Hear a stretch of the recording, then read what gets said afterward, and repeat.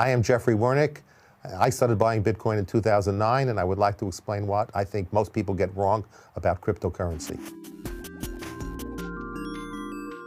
What do you think most people get wrong about Bitcoin or cryptocurrency? I think for many people, the concept seems very abstract. And I think the hardest thing is for people to understand. And to the extent that they get it wrong, I think probably it's because not enough people are explaining it very well, because most of it, people are explaining it as a payment mechanism, not as a store of value, and why it might be a good store of value. So I think people don't understand the philosophy behind it, because the people now in the business were not there in 2009 and 2010. They didn't care about the philosophy. People have gotten to now talk more about blockchain than Bitcoin, because they're just looking for an alternative model to make money, and they don't care about, they're agnostic to the initial philosophical framework that drove people to adopt Bitcoin to begin with and kept it alive from 2009 through 2013 or 14, when all of a sudden adoption started to grow. There was a small universe of people that actively worked to keep it alive by continuing to mine and continuing to buy, and they were doing it because of the concept that they believed in, and that it's a people's money.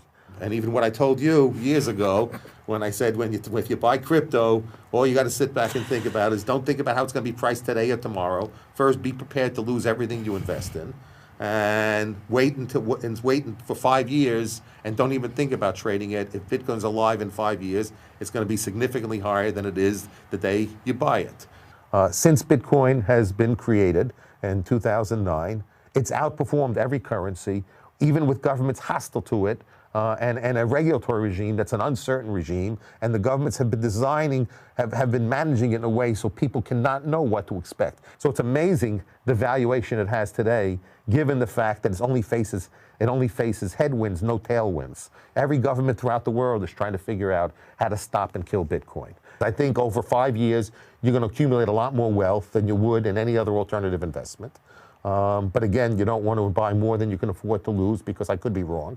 And you'd be making a statement to the government that says what you're doing is completely unacceptable. Because if you think about how the financial system works, the financial system punishes the saver and benefits the borrower, but it only benefits a small classification of borrowers.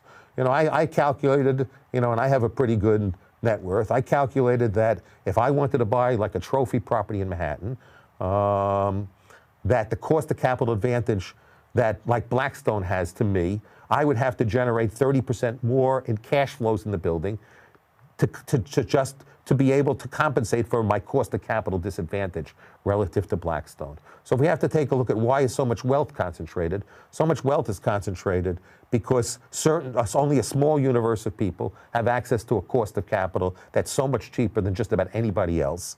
And that cost of capital difference is so great that basically it means that they can win every bid on any asset that they're interested in buying. And so there's no competition for buying the best assets, because only a small group of people have access to the type of cost of capital that's essentially zero in nature. And that's a product of this financial system. It's a product of the government policy. It's a product of the tax code. So right now, it used to be you can accumulate some wealth through the power of compound interest.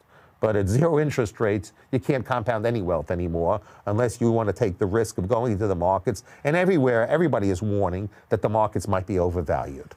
So given the fact that the capital markets are overvalued because they're subsidized by these low interest rates, that the biggest institutions that have the biggest access to leverage at cost of capital significantly cheaper than anyone else can produce, then the question is what for a typical middle-class person, how do they accumulate wealth? And I think their only answer is to put a certain percentage in crypto. There have been some studies that show that now that if you put 5 to 10% of your money in crypto, that actually on a risk-adjusted basis, it improves your total portfolio returns. So I think everybody should put something into crypto. And the people who move first will make more money than those that move second, and who make more money than those third. And eventually, when crypto is broadly adopted, then people will start using it as an exchange, and it will no longer be volatile in pricing. It'll be stable in pricing. But I want to make it clear is a lot of the volatility in pricing has to do with uncertainty on government policy towards it. So the government is creating while the government is trying to mitigate volatility in ordinary capital markets, they're trying to exacerbate volatility in crypto markets.